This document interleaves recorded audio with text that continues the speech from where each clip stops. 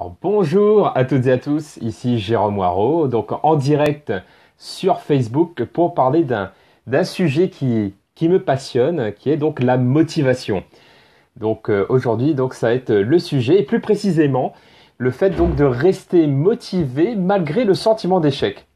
Parce que c'est surtout dans ces moments-là qu'on a besoin de motivation. Enfin, si, comme d'habitude, hein, si tout se passe bien et que tout est fluide et qu'on a la niaque, etc., parce que tout se passe bien, c'est pas dans ces moments-là qu'on a besoin de se motiver pour passer à l'action et obtenir des résultats.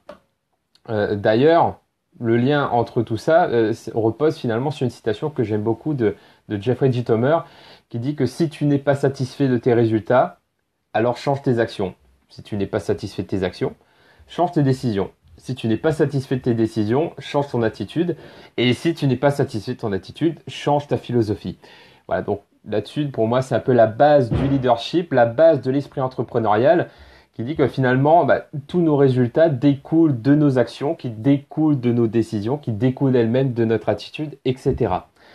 Donc, tout ça pour vous dire qu'on va parler un peu de tout ça aujourd'hui et que voilà, vous pouvez me poser vos questions grâce à ce module Facebook qui est très bien fait, hein. Il suffit donc de me poser vos questions pour que j'y réponde là en direct sur cette thématique qui est finalement une thématique très populaire dans le domaine du coaching. Il y a souvent donc mes clients qui me parlent de ces problèmes-là en disant voilà, en ce moment, je suis un peu dans une phase de procrastination. Donc du fait donc de remettre au lendemain les choses importantes à faire euh, et, euh, et d'autres qui au final se disent non, tout va très bien, mais j'ai envie d'aller encore plus loin, d'avoir encore plus la pêche, d'avoir plus d'audace pour aller plus loin. Bref, parlons motivation. Pour cela, je vais parler donc de 5 points précis sur cette thématique qui est donc la motivation lorsqu'on a ce sentiment d'échec. Le premier, c'est sur cette notion d'échec. L'échec, c'est quoi finalement? C'est un sentiment, c'est une frustration de ne pas avoir, de ne pas obtenir le résultat qu'on aimerait avoir.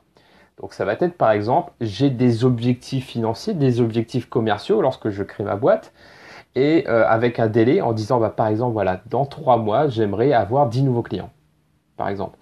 Et qu'au final, au bout de ces 3 mois-là, vous vous rendez compte que vous n'avez pas eu 10, vous en avez eu un, deux ou pas du tout.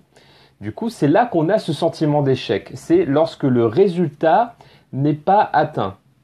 Et du coup, dans ces moments-là, on peut être découragé en se disant mince, j'ai raté, c'est un échec, j'y arriverai jamais. Tout un processus mental de découragement qui fait que finalement, on ne sera plus motivé, on n'aura plus envie d'aller de l'avant, de passer à l'action, etc. Du coup, que faire de ce sentiment? Déjà de considérer le fait que c'est l'échec est une situation temporaire. Ce n'est pas parce qu'on n'a pas atteint son objectif il y a 3 mois au bout de 3 mois, que finalement on n'y arrivera jamais. L'échec est temporaire, l'échec n'est jamais définitif, sauf si vous décidez d'abandonner. Un échec devient définitif si vous prenez la décision d'abandonner. Donc voilà ces notions d'échec. C'est que finalement, tant que vous décidez de continuer d'avancer, de changer une direction, de changer quelque chose qui n'a pas marché, alors vous n'êtes plus en situation d'échec. Vous êtes déjà en train donc de passer à autre chose. Donc l'échec, ce sentiment-là, c'est un choix que vous faites. Est-ce que vous faites le choix d'abandonner en disant c'est un échec définitif, ou est-ce que vous faites le choix de dire c'est un échec temporaire? Ok, qu'est-ce que j'en fais? Qu'est-ce que je vais faire de cette situation? Donc finalement, on arrive à ce deuxième point. Donc le premier, c'est de dire que l'échec est temporaire, que vous pouvez décider finalement quelle suite donner à ça. Le deuxième, c'est de dire c'est relatif aussi. C'est-à-dire que lorsqu'on est dans un sentiment d'échec, c'est désagréable. On se sent découragé, on est démotivé, on a l'impression d'être un loser. C'est désagréable. Mais dans ces moments-là, donc qu'est-ce que vous faites? Vous pouvez relativiser. C'est-à-dire, ok, je n'ai pas atteint mon objectif que je m'étais fixé il y a 3 mois, à savoir avoir 10 clients supplémentaires, par exemple, et de dire, ok, mais est-ce que c'est la fin du monde après tout? Non, parce que j'ai quand même eu 2 clients, donc c'est pas totalement un échec. Je n'ai pas perdu des clients, par exemple. Donc, et même si vous en avez perdu, ce n'est pas la fin du monde. Vous n'avez pas perdu un bras, vous n'avez pas perdu un proche. Il y a plein de choses importantes dans la vie qui font que certains échecs, finalement, ne sont pas aussi pesants, ne sont pas aussi destructifs qu'on pourrait le croire. C'est vous qui, encore une fois, vous prenez la décision de donner l'importance à un échec ou pas. Si vous pensez que c'est la fin du monde de ne pas avoir atteint ce résultat-là en particulier, alors vous avez décidé de donner de l'importance à cet échec. Et c'est là qu'il va vous peser, et c'est là que vous allez être pompé de votre motivation, parce que vous aurez donné de l'importance à cet échec. Donc plutôt que de donner de l'importance à l'échec, ce que vous pouvez faire, c'est donner de l'importance à l'enseignement que vous apporte l'échec. Et ça, c'est mon troisième point. Après avoir relativisé entre guillemets l'échec, c'est d'extraire cette graine de sagesse, cette graine d'apprentissage que vous pouvez retirer de cet échec. Donc par exemple, si je garde cet exemple de cet objectif d'avoir 10 nouveaux clients au bout de 3 mois, eh ben, vous n'avez pas atteint votre objectif. Ok, pourquoi? Qu'est-ce qui n'a pas marché? En vous posant cette question-là, qu'est-ce qui n'a pas marché? Vous allez pouvoir identifier les pistes d'amélioration. Donc ça va être par exemple, je n'ai pas relancé mes contacts. Ou je n'ai pas assez contacté de prospects. Parce que si vous dites que voilà, je veux 10 nouveaux clients, mais vous avez contacté 5 personnes, forcément, vous n'atteindrez pas votre objectif. Donc voilà, d'identifier les pistes d'amélioration pour pouvoir corriger le tir par la suite, à l'avenir, pour créer un meilleur impact pour l'avenir.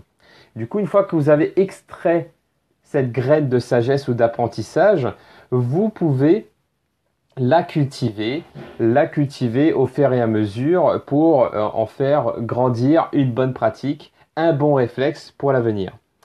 Donc voilà, ça c'était le troisième point sur la motivation, même lorsqu'on a le sentiment d'échec, ce qui découle en fait sur un quatrième qui est sur la gestion des émotions. Parce que comme je le disais plus tôt, l'échec est souvent très mal vécu. On a des mauvaises sensations. C'est un sentiment désagréable, le sentiment d'échec.